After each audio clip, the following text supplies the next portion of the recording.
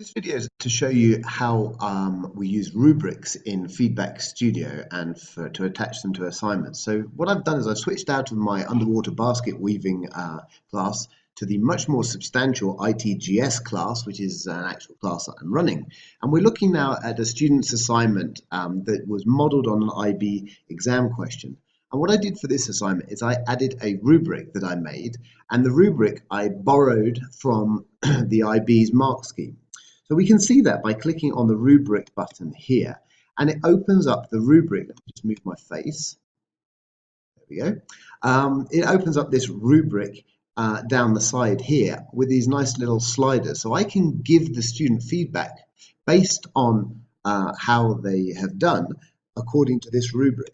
So just by dragging them over, and it's 4 different criteria on that rubric, and then these are the descriptors below.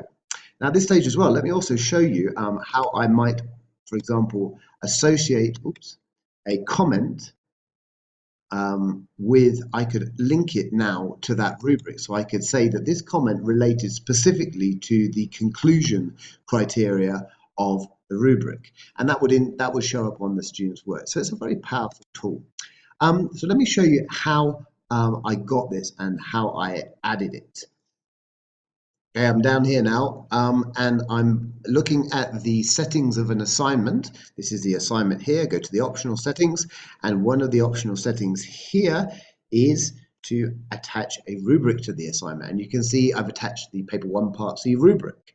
So that's where you choose it from. So that's all your rubrics would appear there.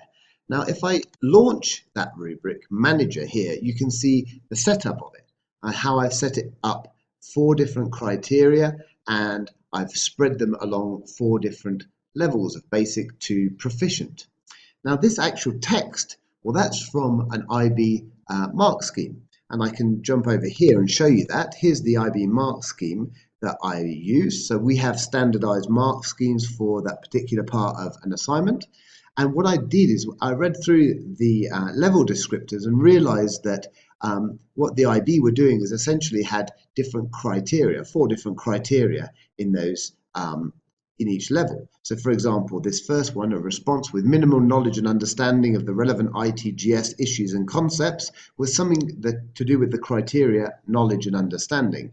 And that spread down to here, proficient level, that descriptor was a response with a detailed knowledge and understanding of the relevant ITGS issues or concepts. Okay, so it goes from minimal to detailed. So what I did is I pulled those out and converted them into criteria here, knowledge and understanding, and I just split them up and put them over here. So I sort of put it into a more kind of rubric form.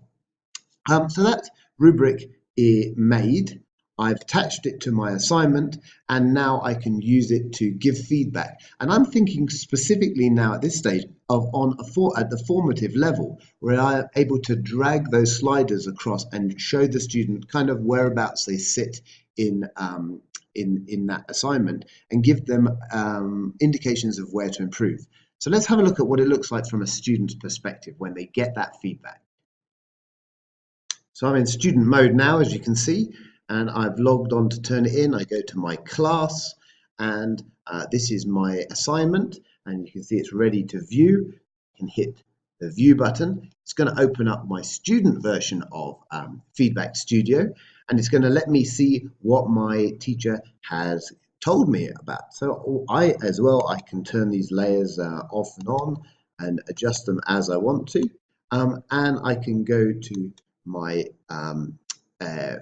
instructor feedback layer and hit view rubric. So there's a rubric attached to this. Obviously I'm not using that ITGS one because I'm not able to log on as that student. So what I've done is I've attached a rubric to that underwater basket assignment, and here I am as a student viewing what my teacher has given me feedback on. I use the same rubric just for clarity, and you can see there that these grayed out bits are where my teacher has indicated that my level is sitting at. So I'm able to see that response on the rubric, but I'm also able to see where I can go to improve and where I've come from. Incidentally, this little thing here was because on my assignment, I have, sorry about that, on my assignment, I have one of those comments there's actually linked to a criteria in the rubric. So I can click on that and I can see what was linked to that knowledge and understanding.